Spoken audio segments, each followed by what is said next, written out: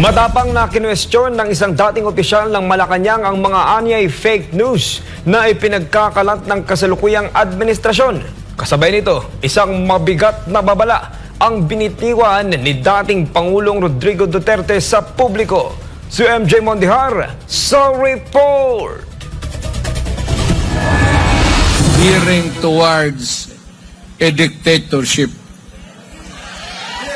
Mupusta ko sa inyo, dili na manaog pagkahuman sa iyang termino. Matapos ang pahayag na ito ni dating Pangulo Rodrigo Duterte, bumuelta naman si Executive Secretary Lucas Bersamin. Si Duterte mismo ang nagtalaga noon kay Bersamin bilang Chief Justice ng Korte Suprema. Pero ngayon, tahasan siyang tinawag ni Bersamin na isang one-man fake news factory. Itinanggi niya na papunta sa diktadurya ang gobyerno ni Marcos Jr. na anak ng diktador na si Ferdinand Marcos Sr. Pero hindi ito pinalampas ng dating Chief Legal Counsel ng Malacanang. Ayon kay Attorney Salvador Panelo, mismo ang administrasyon umano ang tunay na promotor ng fake news. Isa sa pinakamalaking halimbawa, ayon kay Panelo, ay ang pahayag ni Marcos Jr. na walang armas ang mga sumalakay na otoridad sa nangyaring 16-day KOJC siege. Napanood ng buong mundo dahil may mga bidyong kumuha ng mga pulis ay armado, armed to the teeth. Armed to the teeth. Meron silang mga dalang high-powered rifles kitang-kita sa video Pero nung tinanong si Presidente Marcos Jr. about it, sabi niya, wala namang armado doon. O hindi ba fake news yun?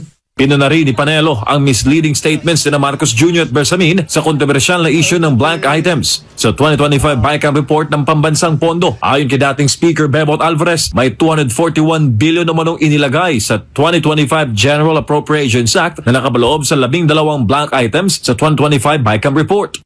Hindi ba fake news yun? Kasi minimislead yung tao, tinuturo nyo yung GAA na walang blanks. Talaga namang walang blanks yun. Ang merong blanco yung BICAM report na naging batayan basis ng enrolled bill. Ibinunyag din ni Panelo na hindi umano totoo ang pinagmamalaking paglago ng ekonomiya sa ilalim ng Marcos Jr. administration. Gate niya, isa lamang itong propaganda. Ang mga propaganda nyo, maganda ang ekonomiya. Pero anong katotohanan? Ang katotohanan dyan, hindi masawata ang pagtaas ng mga pangunahing bilihin dito sa ating bansa. Sa usapin ng kriminalidad, kinontra rin ni Panelo ang datos ng PNP na bumaba ang crime rate sa kasalukuyang administrasyon. Ano pa? Sabi nila, okay, yung illegal drugs na yan, wala yan, na-contain na natin. Hindi rin totoo, nagkalat. Ang bayan ng saksi na bumalik with a vengeance. Sa isyu naman ng seguridad, iginit din ng veteranong abogado ang panganib